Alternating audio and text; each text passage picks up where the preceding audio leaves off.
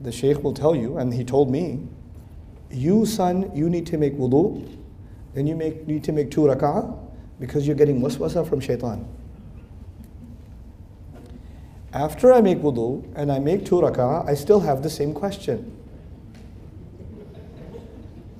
Why are we following this religion? Every time I ask that question, people said, Astaghfirullah al-Azim, how can you ask that question? You're not supposed to ask that question.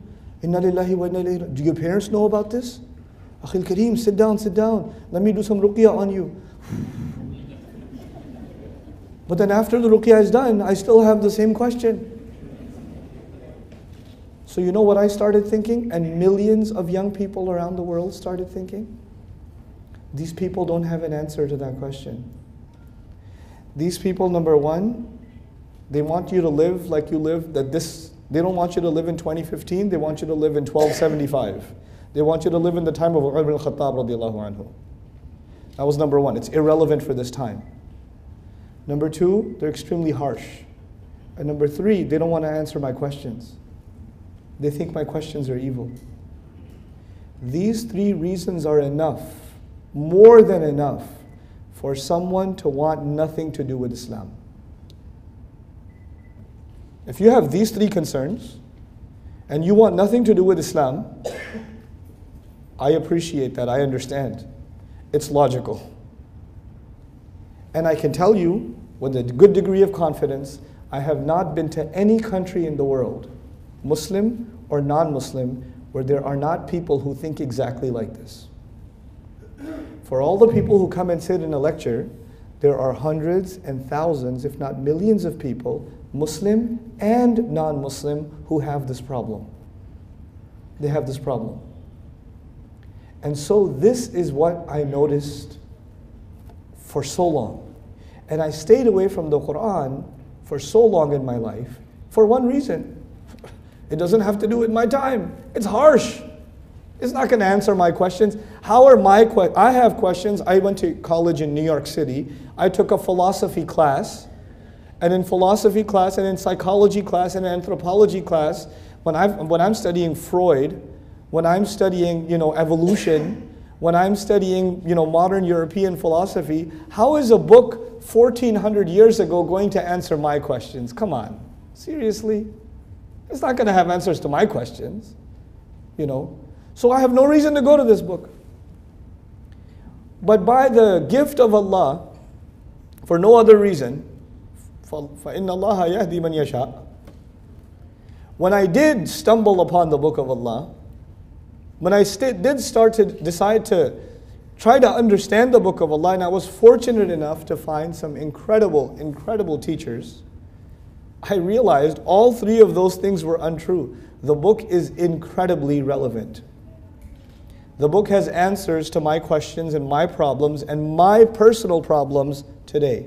Forget about society's problems and the world's problems. That's stage 2 and stage 3.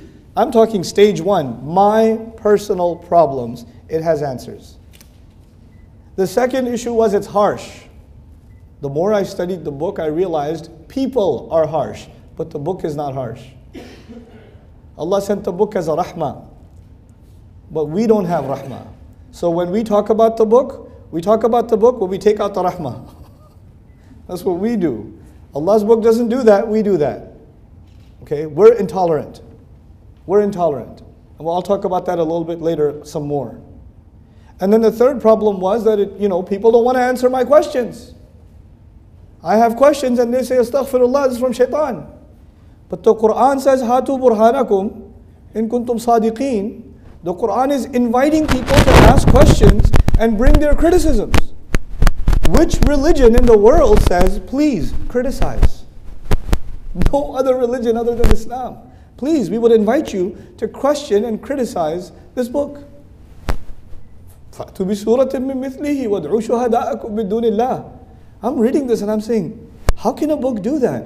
I thought this book is supposed to tell me, just believe. And if you don't believe, you will burn. But this book says, no, think for yourself. أَفَلَا تَعْقِلُونَ. No other religion tells you to think. Actually, every other religion tells you, stop thinking and just believe. Stop thinking and just believe. And this book says you cannot stop thinking. You have to think, and if you think, only then you will believe. There's no other religion like that. So I realized at the age of 19 that I had been cheated by the Muslim Ummah. I felt cheated.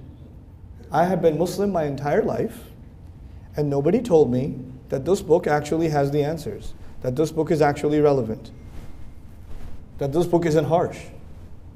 So the people around me that I thought will teach me the religion of Islam, they misrepresented its teachings. Personally, I felt very offended. I lost a lot of trust. I did. I didn't trust these people. I wanted to learn it for myself.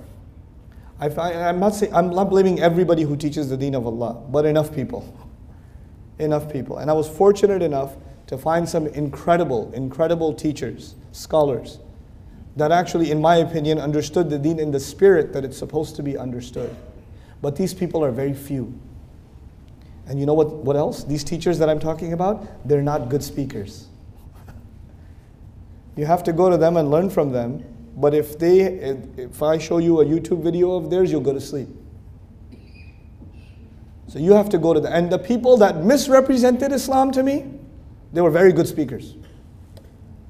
They were very good speakers. They're widespread. This is a problem. We keep talking about doing da'wah to non-Muslims. I am here to tell you, the ummah itself is disconnected from the Quran. And actually, a lot of times, when the people are hearing about the Quran, they are hearing a message that is harsh, that is irrelevant, and that does not answer their questions. Even though the Quran answers the questions, the person presenting it doesn't present it that way. And so we are misrepresenting, or let's not say misrepresenting. We are underrepresenting the Book of Allah. We are underrepresenting the Book of Allah. That is the problem that I see before me. That's the challenge of our time. That to me is the biggest challenge of our time. Things are said about the ayat of Allah. It's easy to quote an ayah of Quran. Very easy. It's not difficult. And it's also extremely easy to misuse an ayah of the Quran. It's very easy. And people do it. And you know what? Sometimes people misuse the ayat of Quran and innocent people die. This Quran, if you misuse it, it will not just create fasad on the earth. It will create, وَيَسْفِكُ الدِّمَاء, the angels had a concern. It'll spill blood. The Quran can be used or misused to spill blood. And it's happening. The Quran can be misused to push people away from Islam. It's happening. It's happening in our time. People are reciting, people that are talking about Quran, they're talking about it in a way that even the Muslim says, I don't want Islam anymore.